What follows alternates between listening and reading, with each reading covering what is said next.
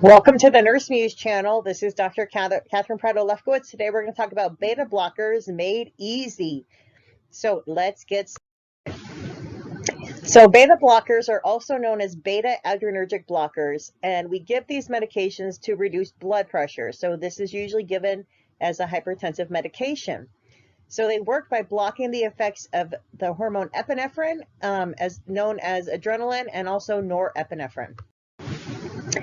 So when we think about beta blockers, you can think about BABOLOL. So BAB is for the beta-adrenergic blockers, and they usually end in OLOL. So these agents are a classification of medications that bind to the beta-adrenal receptors, and they prevent the binding of norepinephrine and epinephrine at these receptors. So if we have epinephrine and norepinephrine binding to these receptors, we're going to increase our blood pressure, increase our heart rate, increase the contraction of the heart muscle. So if we have somebody who has hypertension, we kind of want to do the opposite of that. We want to slow the filling time of the heart. We want to slow the heart rate. We want to decrease the blood pressure. So if we're going to do that, we need to use a beta-adrenergic blocking agent, such as a blocker. So it's important that you know that we have two types of beta blockers. We have selective and non-selective beta blockers. So the selective beta blockers are the beta blockers that only bind to beta-1 receptors. So selective, they're selective. They only go to beta-1 receptors versus the non-selective. They bind to both beta-1 and beta-2 receptors. So that's important. So we have beta-1 and beta-2 receptors in different parts of the body. So a good way to remember this is we have one heart and two lungs. So the beta-1 receptors are found in the heart, and the beta-2 receptors are found in the lungs. So one heart, two lungs. So what does beta-1 do? So if we activate the beta-1 receptor, we're going to increase our heart rate. Norepinephrine and epinephrine activate the beta-1 receptor. So of course, if we activate this, if we turn on this receptor, we're going to increase the force and the heart rate of the patient receiving the norepinephrine and epinephrine activation.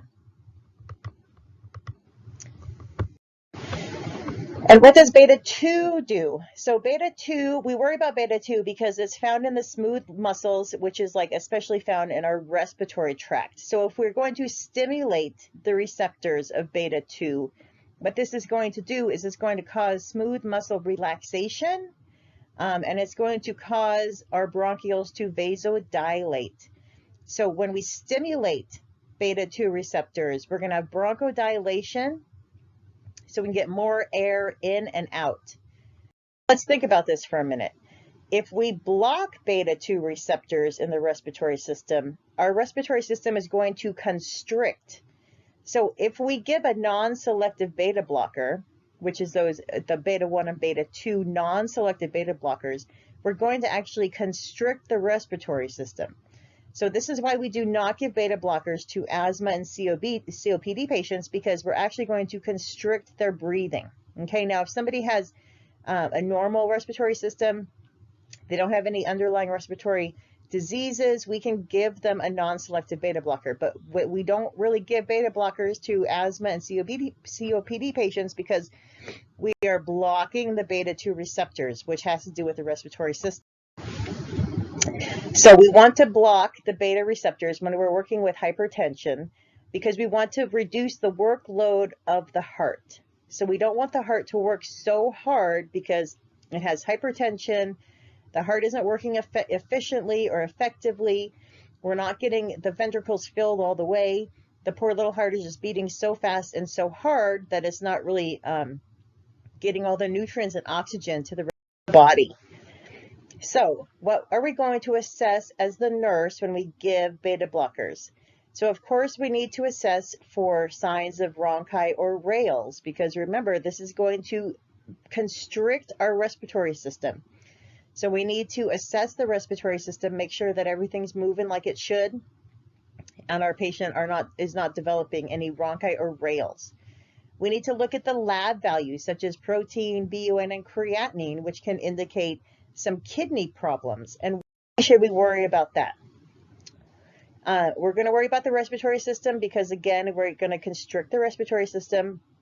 It's not going to make it work as effectively and as efficiently as it should. So we need to assess those lung sounds to see if there are any problems with blockers. And then our kidney function. So when we use beta-1 and beta-2 adrenergic receptors, we actually find them in the kidney as well. So they mediate vasoconstriction.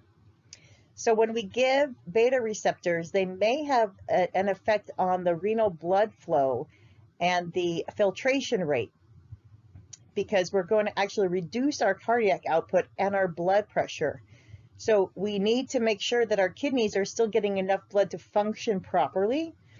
And so we need to really look at those kidney lab functions and make sure our patient has adequate INO and that the BUN and creatinine are looking pretty good on the labs. Otherwise, we might need to call the provider to get a new order. So things we have to teach about beta blockers. The beta blockers usually are taken over a long period of time. So the body gets used to the slower rate and speed of the heart.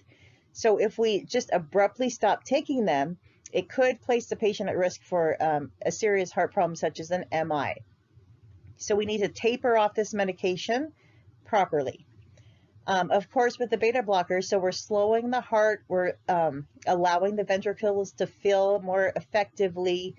We're pushing out hopefully more blood to the body with each pump, but this is also going to have some orthostatic hypotension effects. So we need to be very cognizant on teaching our patients about the safety issues, such as when they change position or get out of bed, that they might be dizzy because they might have a moment of bradycardia. So for safety issues, we need to talk about orthostatic hypotension. And then with a beta blocker, just think that the beta blocker slows everything down. So our blood pressure is going to be lower. So we're going to have the orthostatic hypotension possibly. Our gut is probably going to slow down. So we might have some constipation issues. Our blood flow is going to slow down through the body. So maybe we're not getting as much blood flow to the peripheral, to our extremities that we would like. Our body hasn't gotten used to it yet, so their hands might be cold. Their feet might be cold. Just think about the patient is moving slower, so they might have some weight gain. The patient's moving slower, so the patient might be fatigued. And just understand that you're taking a beta blocker, which is going to decrease your heart rate. So if you have diabetes, and one of the signs and symptoms when you're hyperglycemic is that your heart rate increases, you're tachy. This might mask the signs because you're not going to have a high heart rate on beta blockers. So just educate your diabetic patients that they really need to monitor their glucose a little bit fully. So that's an easy review of beta blockers. Just remember there are two: beta blockers 1, beta blockers 2. We have non-selective and selective. We have one heart and two lungs. So when you think about beta blocker 1, beta receptor 1, you're talking about the heart, and beta receptors 2, we're talking about the lungs. So we don't give to respiratory patients, and make sure that you understand the signs and symptoms that the patient might experience while taking these so that you can teach them appropriately. So I hope you enjoyed, and I'll see you in the next lesson.